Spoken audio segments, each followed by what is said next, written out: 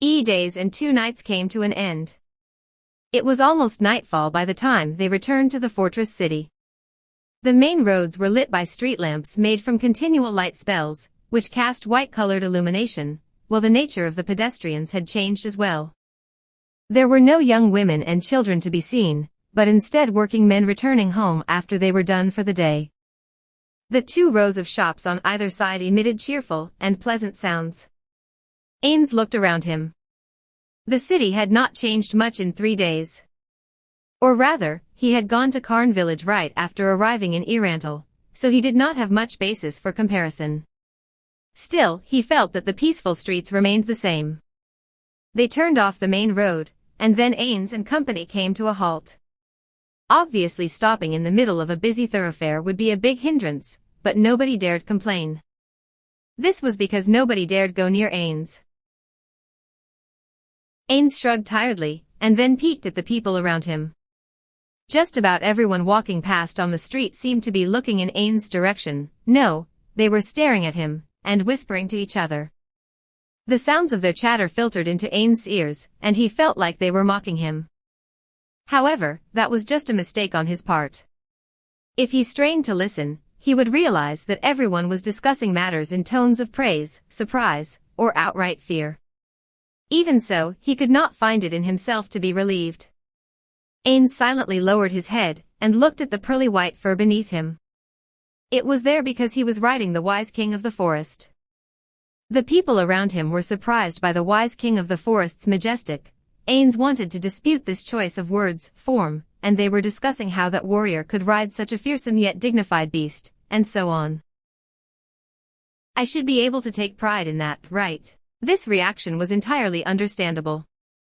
The people were praising the wise king of the forest as a mighty creature, but to Ains, it was more like a form of public humiliation.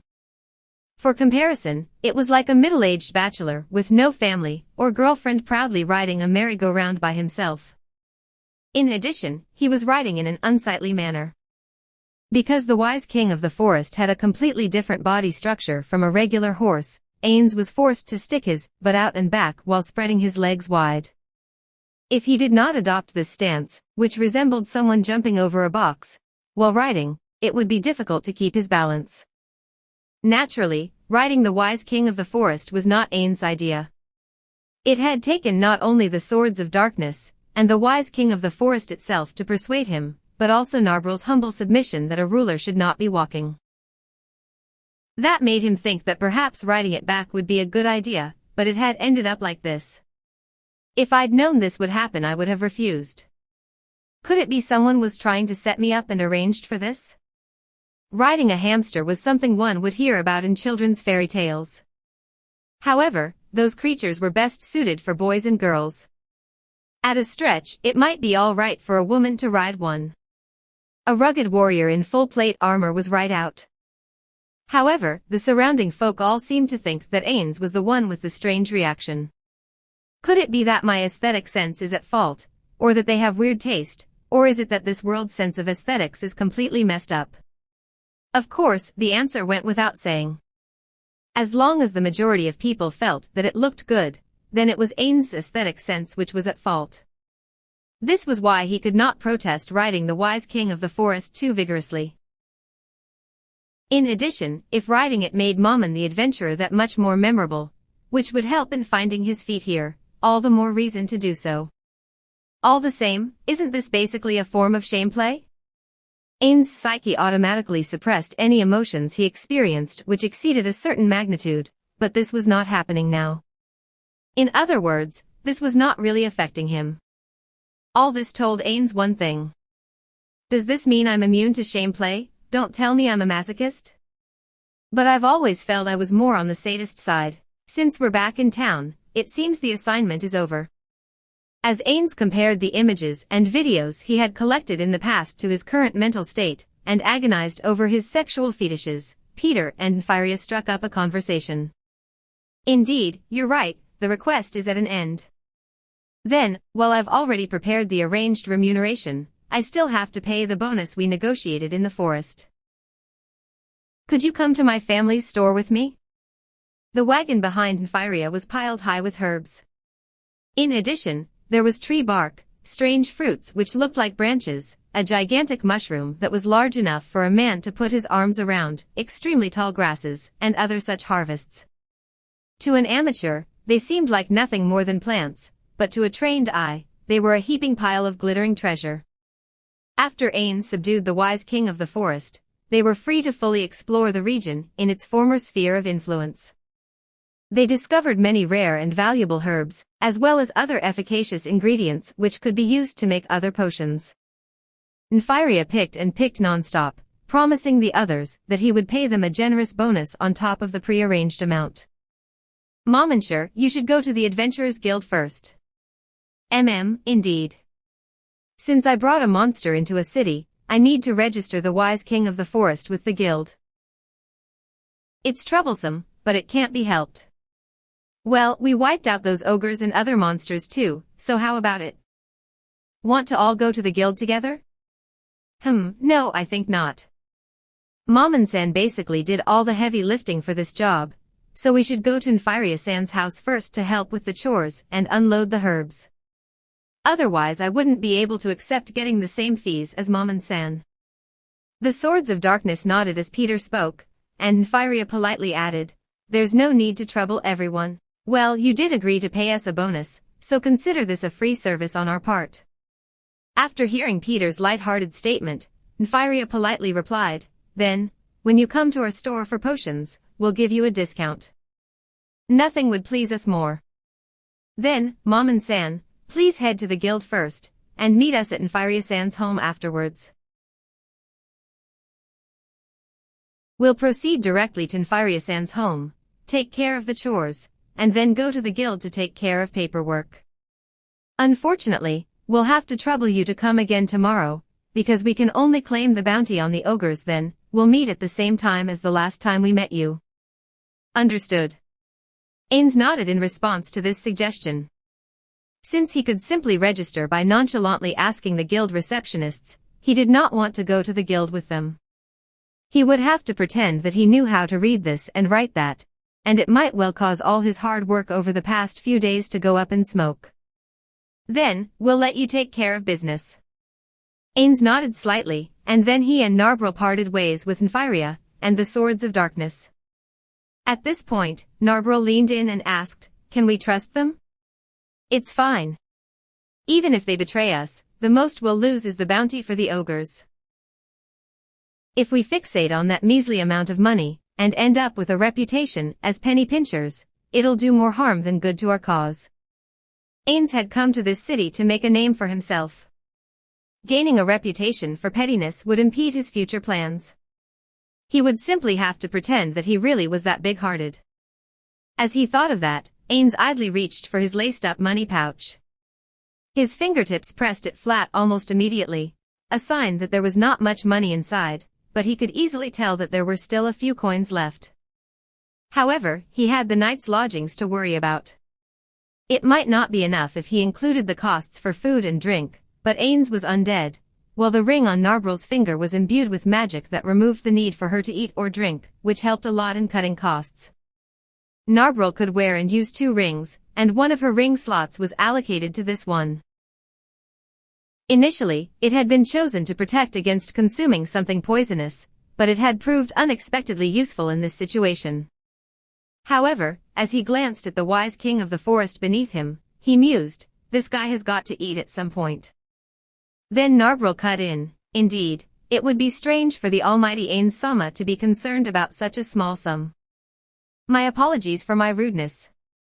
Ains patted his money pouch again, and he felt what seemed like a stream of sweat on his back, which should not have been to produce sweat. He silently cursed himself for handicapping himself for no reason. "And also Ains-sama, don't call me that anymore, Narbril. At least nobody was around to hear you." As Ains sighed internally, Narbril happily continued, "Those inferior life forms, crane flies, should prostrate themselves before your awesome power, Ains-sama." "Well, maybe not to that extent. Ains-sama, you are being too modest. Although ogres must be less than insects in your eyes, your sword skills are still first-rate. I am truly amazed, Ains-sama." Ains felt a strange trembling through his waist from the wise king of the forest, but he paid it no heed, and instead told Narbril, I was merely swinging my swords using sheer brute force. Though killing ogres in one stroke sounded quite impressive, this was not actually the case. When he watched Gazef fight earlier, Ains had seen the man's fluid movements and technique, but when he reflected on his own moves, he was reminded of a child flailing around with a stick. It shamed him to realize it. What the Swords of Darkness admired was only the destructive power born of his superhuman strength. It was completely different from their praise of a real warrior like Gazef. It would seem it's very difficult to move and fight like a real warrior. Then what about using magic to transform into one? There were 5 spells Ains could use while wearing armor, and one of them allowed him to convert his magic caster levels into an equivalent number of warrior levels. In other words, by using that spell, he could temporarily become a level 100 warrior. Although it also carried the benefit of being able to use certain pieces of arms and armor that would normally require specific job classes to access, there were many drawbacks to that spell. The first weakness was that he could not cast other spells, while the magic was in effect. In addition, he would not gain any special warrior skills from the spell, and his recalculated ability scores would be lower than an actual warrior. In other words, it was a spell that turned him into a half-baked level 100 warrior. Of course, it was enough when matching blades with second-rate combatants like priests, and the like, but he would have no chance of winning against an opponent who was a dedicated warrior. Even so, Ains would be much stronger in that state than he was now. The problem was, there's too many drawbacks to that spell. If I'm ambushed by an opponent of my level, I won't be able to use magic for a while, and defeat is certain. I could use scrolls to cast spells, but it would take too much preparation time. It's still a major flaw in the spell. Since he did not know if there were any enemy players around, he could not allow himself to lower his guard. There was no need to use that spell, and make himself weaker on purpose. I'm pretending to be a warrior to hide my true identity, so there's no need to be so shocked. Exclamation point. A tremor ran through the wise king of the forest as it raised its head to look at Ains, a surprised look on its face. Your humble servant was listening to your words. Could it be that you are not a warrior, my lord? The wise king of the forest looked up to Ains with its round, black eyes. Ains looked back and nodded, as if to say, indeed, that is so. With a hint of pride in her voice, Narbril explained, Ains Sama is merely pretending to be a warrior. It is like a game to him. If he were to use the spells which are his true power, he could easily sunder the heavens and shatter the earth. Ains could not bring himself to deny Narbril with words like, no way, not when he was confronted with her absolute faith in him, or the fact that she felt it was perfectly logical.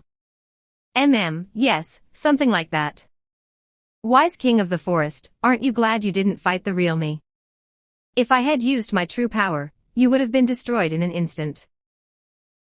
I see. My lord, your servant Hamsuk shall be doubly faithful to you. When the wise king of the forest asked for a name, the first thing that came to Ains' mind was Hamsuk. Once he named it Hamsuk, the wise king of the forest seemed quite pleased with it. However, when he thought about it, the name Hamsuk was actually quite lame. Maybe I was too hasty in naming it Hamsuk. Perhaps Daifuku, that name might have been wittier. The people in the guild always said I had poor naming sense. With a faint sense of regret, Ains, mounted atop Hamsuk, the wise king of the forest, wobbled toward the adventurers' guild. Diamond suit, diamond suit, diamond suit. They drove the wagon into the house's backyard, stopping in front of the back door. Nfiria unlocked the door, a magical lantern in hand. He hung it on a wall inside, illuminating the darkened interior. Because of the lantern's light, they could see several barrels within the house. The smell of dried herbs hung in the air, suggesting that this room was a place for herb storage. Then, could I trouble you to help me with the herbs? The Swords of Darkness cheerfully replied in the affirmative as they carefully unloaded the bundles of herbs from the wagon, moving them into the room. As he showed the adventurers where to put the bundles, a question popped up in his mind, isn't Granny home? Nfiria's grandmother was quite old, but she still had keen eyes and ears. She should have come the moment she heard them moving things. However, if she was focused on making potions, then she would not pay attention to lesser noises. Since this seemed like par for the course, Nymphyria did not make a big deal out of it. After all the herbs were in their place, Nymphyria called out to the slightly panting swords of darkness. "Thank you for your hard work. There should be some cool fruit juice in the house, so please come in for some." "That sounds great." Luckrut, his forehead shiny with sweat, exclaimed in delight. The others nodded happily as well. "Then, please come this way." Just as Nymphyria was about to lead the others into the house, someone opened the door on the other side of the room. High welcome home before him stood a pretty, yet vaguely unsettling young woman. Her blonde hair swayed in the wind. I've been worried, you know? I thought you went missing." "What poor timing. I didn't know when you'd be coming back, so I had to wait here all this while, you know." May I ask who you are?" You don't know each other?" Peter exclaimed in surprise. He thought they knew each other, from her familiar tone of voice. I came to kidnap you. I need someone to use the spell which summons a bythying horde of undeath army, so could you be my magic item?" When Ichan's begging you, the swords of darkness sensed the air of malice radiating from the girl, and they immediately drew their weapons. Although everyone else was in a combat stance, the girl airily said, "That's a 7th tier spell which hardly anyone can use, but it can be cast with the Crown of Wisdom. You can't control all the undead it makes, but you can guide them." "What a perfect plan." "Nymphyria-san, fall back. Get out of here." Peter eyed the woman warily, his sword in hand, and spoke in a steely tone. "She's going on and on because she's certain she can kill us all. Since you're her target, the only way to turn things around is for you to escape." As Nymphyria withdrew in a panic, the swords of darkness closed ranks in front of him, turning themselves into his meat shields. "Ninya, you go too." After Dine spoke, Luckrut shouted, "Take the kid and run." "Weren't you going to save your kidnapped sister?" "That's right. You've got something you have to do. Though we might not be able to help you until the very end, at least we can buy you some time." "Guys, how touching. I'm about to shed a tear myself, But if he escapes, it'd be troublesome for me. So let's leave one to play with." The girl smiled happily, and withdrew a pair of stilettos from under her robe as she saw the doubtful gaze on Ninya's face as he bit his lip. Just then, the rear door swung open, revealing a sickly pale, stick-thin man, who looked like one of the undead. They were caught in a pincer attack. The swords of darkness faces turned grim. "You're getting carried away." What are you saying, Kotsi-chan? Weren't you the one making preparations so their screams wouldn't spill out? "It's just one person, so let me enjoy myself." The way the girl smiled with her teeth bared sent a chill down Nymphyria's spine. "Then, since there's nowhere for you to run, let's have some fun." Part 2. Registering Hamsuk itself was simple enough, but it took about 1.5 hours. The most time-consuming part of the process was sketching an identification picture of Hamsuk by hand. While magic could have sped up the process, Ains did not want to go to the extra expense of paying for a spell, which had led to this situation. Ains had to make up an excuse in order to avoid being labeled as petty. Although it's a little late to mention this, the whole "I'm interested in drawing" excuse is getting old. Forget it. "Let's go over now," Ains said to Narbril as he finished the registration, before he headed toward Hamsuk. He had become used to it. Since the merry-go-round was not the exclusive domain of the rich, or people with lovers or family, then it made no difference if a lonely older man rode it. Having given up on himself, there was no hesitation in Ains' movements. Using his superior athletic ability, he mounted the wise king of the forest with a masterful vault. If he were an athlete, his name would have gone down in the history books. He did not have a saddle or reins, but several hours of experience was enough for Ains to learn how to skillfully mount up. The pedestrians were gasping in awe as far as his eyes could see. He could even hear the sounds of women screaming in excitement. In particular, he felt the piercing gazes of his fellow adventurers burning into him. After seeing the copper plate around Ains' neck, their eyes went wide with disbelief. I'm the one who should have a hard time believing this. What's wrong with your sense of aesthetics? Just then, a voice